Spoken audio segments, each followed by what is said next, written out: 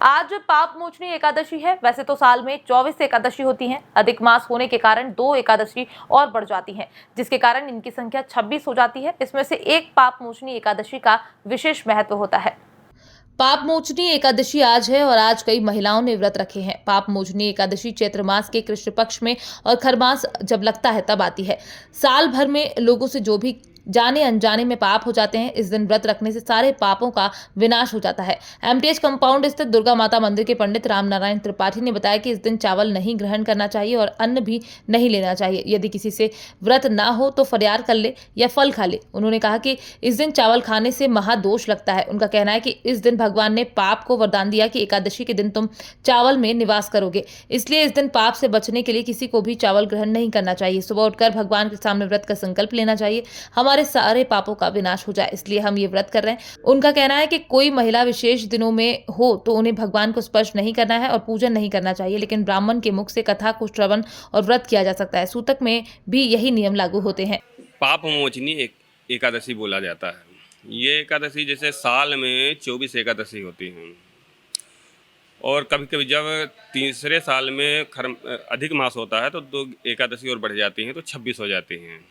लेकिन ये उन्हीं में से एक ये पाप मोचनी एकादशी जो है इसका विशेष महत्व है।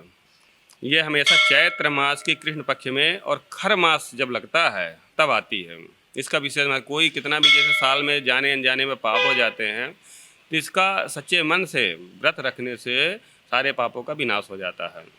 इसको बड़े विधि विधान से करना चाहिए। इस दिन विशेष रूप से चावल ग्रहण नहीं करना चाहिए, अन्न तो लेना ही नहीं चाहिए।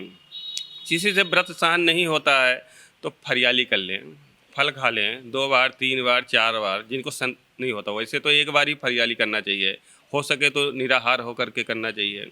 अगर संभव नहीं है तो 3-4 बार, जितना बार क्षमता हो, अपने सामर्थ्य हो तो फरियाली करें, लेकिन अन्न ग्रहण ना करें। चावल खाने से महान दोष लगता है। क्या होता है, उस दिन भगवान ने चावल को, ये पाप को जो है वरदान दिया कि तुम एकादशी के दिन चावल में निवास करोगे, इसलिए हमें चावल ग्रहण नहीं करना चाहिए। और भगवान का उस दिन ब्रह्म मुहूर्त में उठ करके संकल्प के साथ व्रत का संकल्प लेना चाहिए कि हमारे सारे पापों का विनाश हो जाए, इसलिए हम ये व्रत को कर रहे हैं। इसलिए सभी भक्तों को अपने पापों का विनाश करने के लिए इस व्रत को रखना चाहिए। सब बहरहाल आज के दिन व्रत रखने और मन से भगवान का पूजन पाठ करने से सभी पाप नष्ट हो जाते हैं और समृद्धि के द्वार खुलते हैं। इंदौर से राजीव टाइम्स की रिपोर्ट।